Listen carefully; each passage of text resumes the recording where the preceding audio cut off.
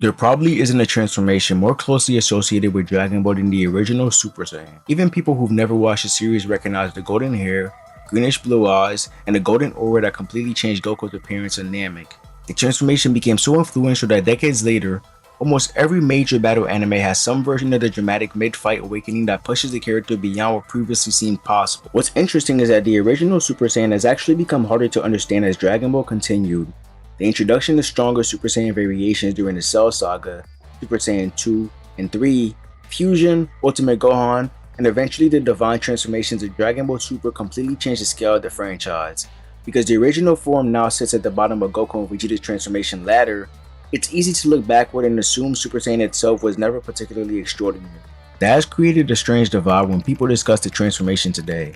Some fans treat Super Saiyan as little more than a standard 50 times multiplier, while others argue that the later material suggests there's much more happening than simply taking someone's base power and multiplying it by a fixed number. We also have arguments over whether the form became obsolete and whether later Super Saiyans are even using the transformation in exactly the same way Goku originally did on Namek. To understand any of that, we first need to separate what Super Saiyan eventually became from what it was originally presented as. When Goku transforms against Frieza, the story treats the event as a realization of an ancient Saiyan legend. Vegeta has spent a large portion of the Namek saga obsessing over the possibility that either he or Goku could become the legendary warrior that people had feared and admired for generations. Frieza himself was so concerned about the potential of the Saiyan race that the growing strength contributed to his decision to destroy planet Vegeta. Then Krillin's death finally pushes Goku across the threshold, and the warrior Frieza had feared actually appears in front of him. Later Dragon Ball material gives us additional information about how Saiyans actually reach this state. Toriyama introduced the concept of S-cells, explaining that Saiyans possess these cells and require a sufficient quantity of them to become Super Saiyans. Having a gentle spirit can make the S-cells easier to accumulate,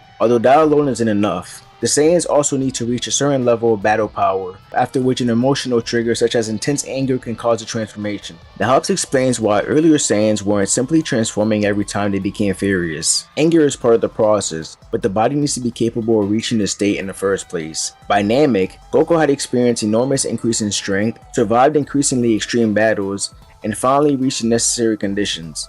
Krillin's death supplied the emotional trigger that pushed him over the edge. Super Saiyan is described in official material using language associated with transformation and mutation. That's an important distinction because a Saiyan isn't simply performing a technique like Kaioken. Goku isn't consciously amplifying his existing power for several seconds and then returning to normal because his body can't withstand it. His body actually enters another state. His hair changes, his eye changes, his ki changes, and even his temperament is affected. God material such as the Aizenshu 6 describes Super Saiyan in terms of a Saiyan surpassing the normal limitations of the species. That fits perfectly with how the transformation is described when it first appears. Goku has reached a level Saiyans normally couldn't access, essentially unlocking an advanced state of his own biology. This is where the famous 50 times multiplier comes into the discussion. Several official guidebooks, including the Aizenshu 7, and the Super Saiyan Exciting Guide support the commonly accepted idea that the original Super Saiyan transformation increases the user's battle power approximately 50-fold. Using the traditional Namek numbers makes the result extremely straightforward. Goku's base battle power is generally listed at around 3 million. Multiplying that by 50 gives us approximately 150 million as a Super Saiyan. That lines up remarkably well with Frieza. At 100% power, full power Frieza is generally listed at around 120 million. So Goku at approximately 150 million would have a substantial advantage without being so overwhelmingly powerful that Frieza couldn't fight him at all. That's basically what we see.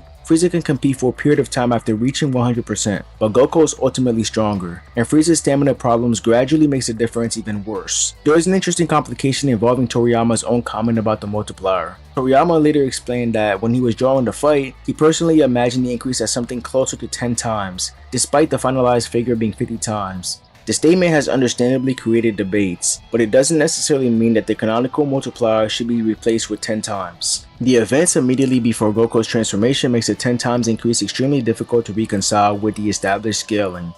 Goku had already used Kaioken times 10 against Frieza. That wasn't enough. He eventually pushed himself to Kaioken times 20, temporarily producing output far beyond his ordinary base strength, and even that failed to defeat Frieza. Frieza was able to survive and continue fighting despite Goku pushing Kaioken to a level that placed enormous strain on his body. If Super Saiyan only increased Goku's power tenfold, the transformation would actually produce less raw power than the Kaioken times 20 burst he had already used. If the exact opposite happens, The moment Goku becomes a Super Saiyan, the balance of the battle shifts dramatically. Frieza has to increase his own output, eventually reaching 100% just to properly challenge him. That makes the traditional 50 times interpretation much easier to reconcile with what actually occurs during the fight. There's another important difference between Super Saiyan and Kaioken that gets overlooked when people focus exclusively in multipliers. Even if two transformations could temporarily produce similar numerical outputs, that wouldn't necessarily make them equally useful. Kaioken forces Goku's body beyond its normal operating limits. Increasing the multiplier also increases the physical strain, and by Namek, using times 20 is an extreme measure. Goku can simply maintain Kaioken times 20 indefinitely and fight comfortably at that level. Super Saiyan gives him access to vastly greater power through an actual transformed state. That distinction becomes increasingly important later. The original Super Saiyan transformation initially comes with its own problems. It consumes energy, places stress in the body, and even affects the user's emotional state. Goku himself becomes noticeably more aggressive after transforming on Namek. He even tells Gohan to leave because he's having difficulty maintaining control of his anger. Though while Super Saiyan is extraordinarily powerful, the version Goku first unlocks isn't necessarily the most efficient possible version of the transformation, and that's where the Cell Saga completely changes the conversation. Once Goku, Vegeta, Trunks, and eventually Gohan begin experimenting with Super Saiyan, they discover that the form can be developed in different directions. Vegeta focuses on forcing more power out of it. Trunks takes the idea even further. Goku eventually realizes that constantly trying to violently increase the transformation's output creates problems of its own, so he begins approaching Super Saiyan from an entirely different angle. That means discussing Super Saiyan as if it's simply a button that says base power times 50 can sometimes miss what the story actually does with the transformation. The 50 times figure is still extremely useful, especially for understanding Goku's initial transformation on Namek. It gives us a clean baseline and explains why Super Saiyan Goku could suddenly surpass full power Frieza even when Kaioken times 20 couldn't finish the job. But the transformation itself has other variables. How efficiently can the Saiyan maintain it? How much stamina does it consume? How accustomed is their body to the transformed state? And how much power can it actually access without sacrificing speed or endurance? And can the transformation itself be trained and refined? These questions become incredibly important during the Cell Saga because the Saiyans begin discovering that simply becoming a Super Saiyan was only the first step. The transformation that appeared to represent the absolute pinnacle of a Saiyan evolution on Namek turns out to have an entire progression hidden behind it. And this is where Super Saiyan starts becoming much more complicated than Goku's base power multiplied by 50. This is where discussing Super Saiyan with a single multiplier starts becoming difficult, because the version Goku unlocked in Namek wasn't the endpoint of the transformation. Once the Saiyans began experimenting with the form, they discovered that its power, stamina consumption, muscle mass, and overall efficiency can all be manipulated. The Cell Saga essentially turns Super Saiyan into something the characters can develop rather than the transformation they simply unlocked once and leave unchanged. The easiest way to see this is through what are commonly called the Super Saiyan grades. The original transformation is generally classified as grade 1, essentially the Super Saiyan used by Goku and Namek, and the versions the other Saiyans initially learn. From there we get the increasingly powerful grade 2, followed by the enormous grade 3, and eventually the highly refined state commonly called grade 4 or full power Super Saiyan. Super Saiyan 2 then takes the transformation beyond these variations entirely, with Super Saiyan 3 pushing the evolutionary line even further during the Buu Saga. These forms don't all accomplish the same thing.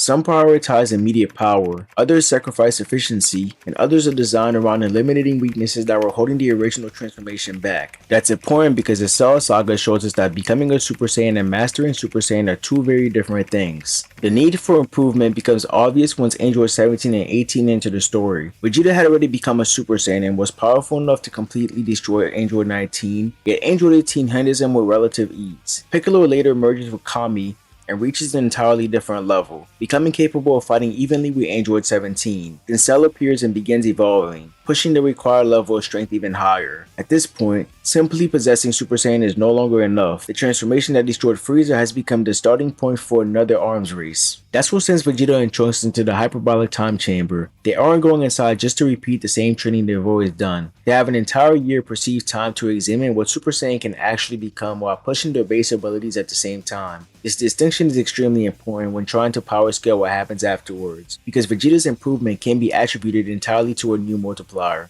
When Vegeta finally comes out, he's dramatically stronger before we even start discussing grade 2. His body has spent an entire year adapting to higher levels of training, and his ordinary Super Saiyan state has improved alongside his base power. That's why looking at grade 2 and simply asking what's the multiplier doesn't completely explain the jump we see. The difference becomes obvious when Vegeta confronts Semi-Perfect Cell. This version of Cell has already absorbed Android 17, meaning it's far beyond the Imperfect Cell who had previously become such a massive problem. Before entering the time chamber, Vegeta wasn't even capable of defeating Android 18. Now he's standing in front of an evolved Cell who has moved beyond that angel tier Vegeta previously couldn't overcome, and Vegeta is completely confident. He appears in what looks like his normal Super Saiyan state, but then he reveals the results of his experimentation with the transformation, Super Saiyan Grade 2, better known to many fans as Super Vegeta.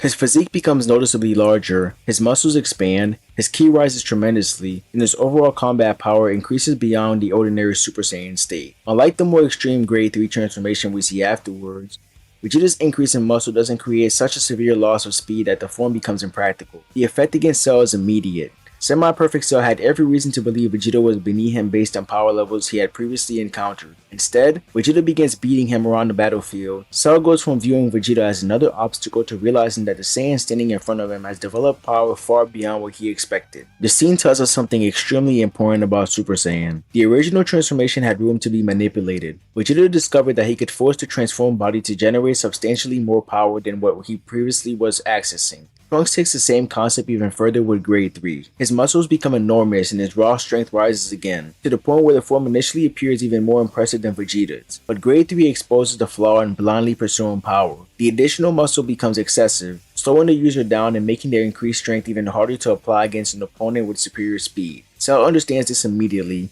and later, we learn Vegeta understood it too. He could have pushed himself towards the same bulky state, but recognizes that the trade-off wasn't worth it. Having enough raw power to seriously damage Cell doesn't matter if Cell can simply avoid the attacks. That makes Grade 3 incredibly interesting because it demonstrates that the transformation in Dragon Ball can't always be ranked by raw strength alone. A character can technically increase their maximum output while becoming a less effective fighter overall. Goku reaches essentially the same conclusion when he begins experimenting with the form, but his solution is completely different from Vegeta's. Instead of continuing to force more and more power out of Super Saiyan through increasing muscle transformations, Goku focuses on making the ordinary transformation feel natural. This eventually leads to what fans call Grade 4, Full Power Super Saiyan, or Master Super Saiyan. Goku and Gohan begin remaining transformed even when they aren't training. They eat as Super Saiyans, they rest as Super Saiyans, they walk around casually while transformed. Goku even explains that he wants their body to become so accustomed to the state that remaining Super Saiyan feels completely normal. That approach addresses one of the original transformation's biggest weaknesses. Super Saiyan initially requires additional energy and comes with physical and emotional strain. If Goku can reduce the unnecessary stress associated with maintaining the transformation,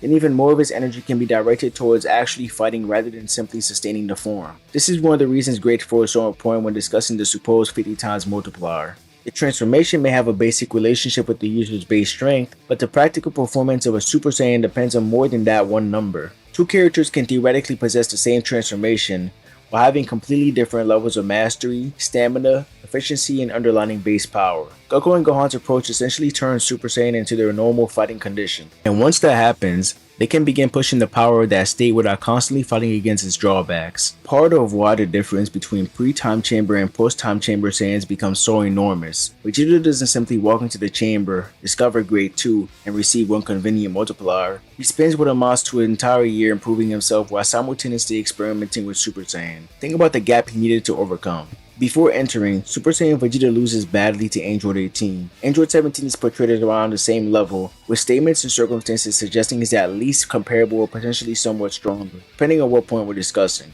Piccolo then reaches that tier after merging with Kami. Cell eventually becomes powerful enough to surpass that level, and he absorbs Android 17 and becomes semi-perfect Cell, receiving another enormous increase. Post-time chamber Vegeta comes out and dominates that version of Cell. So whatever happened inside the chamber clearly represents far more than a small improvement. It's tempting to look at the difference and say Vegeta became twice as strong, 3 times as strong, or assign some other clean number. The problem is that we don't know how much of the improvement came from his base power increasing and how much came specifically from Grade 2. For example, if Vegeta's base strength doubled during the year and Grade 2 then provided another increase beyond ordinary Super Saiyan, the resulting difference would be enormous without Grade 2 itself needing to be a 2 or 3 times multiplier. That's why I wanted to describe Grade 2 as simply Super Saiyan times 3. The story doesn't give us enough information to justify something that precise. What we can say is that Vegeta's overall combat level increases massively between his defeat against Android 18 and his battle with Semi-Perfect Cell, and Grade 2 allows him to push his transformed power even further. Then Goku and Gohan demonstrate that there's another way forward entirely. Rather than maximizing immediate output, they maximize efficiency and control, and ultimately, Goku's approach proves to be the more valuable path. This becomes one of the central ideas behind Saiyan transformations throughout the rest of Dragon Ball. More power isn't automatically better if the body can't properly use it. Transformations can be improved by reducing energy consumption, controlling the emotional effects, increasing the amount of power that can be accessed safely, or learning how to maintain them without unnecessary strain. We eventually see that philosophy continue far beyond the Cell Saga. Super Saiyan 2 develops the original transformation into an even greater state. Super Saiyan 3 takes the concept to another extreme but introduces enormous energy consumption problems. Much later, Divine Ki becomes combined with Super Saiyan to produce Super Saiyan Blue, and even Blue goes through its own process of refinement and improvement. So when people look at the original golden hair transformation and assumes it becomes meaningless simply because stronger forms appear later, they're overlooking what Super Saiyan actually became. It wasn't one static transformation that remained frozen at the level Goku demonstrated against Frieza. It became a foundation the Saiyans continue building on. Grade 2 explores increased output. Grade 3 demonstrates the danger of prioritizing raw strength over functionality. Grade 4 focuses on efficiency and mastery. Super Saiyan 2 pushes the transformation beyond its previous limitation. Super Saiyan 3 takes the evolution even further at the cost of tremendous energy consumption. And eventually, the principles of Super Saiyan are combined with entire different forms of power. That evolution is especially important for what we're trying to determine here, because if we're going to compare Piccolo to the Super Saiyans of the Angel and Cell Saga, we can't simply say Super Saiyan equals 50 times base and stop there. We have to establish which Super Saiyan we're talking about, how developed the character's base power was, how efficiently they could use the transformation, and what grade it had reached. Because the Super Saiyan Vegeta who loses to Angel at 18 and the Super Saiyan Vegeta who walks out the hyperbolic time chamber are separated by an enormous amount of power, even though both technically can be described as Super Saiyans. And once Goku and Gohan begin mastering the transformation, the gap becomes even more important.